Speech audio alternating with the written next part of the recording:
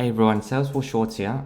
Today we're going to talk about email deliverability. So basically how to make emails stay in the system and not get sent outside. For example, if you've got a sandbox or a couple of sandboxes and you want to do some testing inside of it and you don't want these emails to get sent to real people, there's a setting in Salesforce called deliverability. So I'm just going to open up setup and type in deliverability, click on that.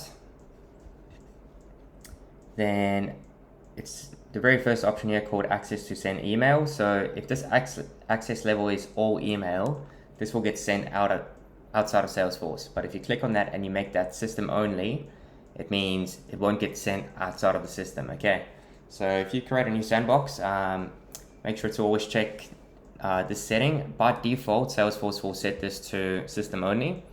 So yeah, but it's always safe to just check and make sure for in case, especially if you're working on something that might be triggering email sends. Yeah, and then just click save.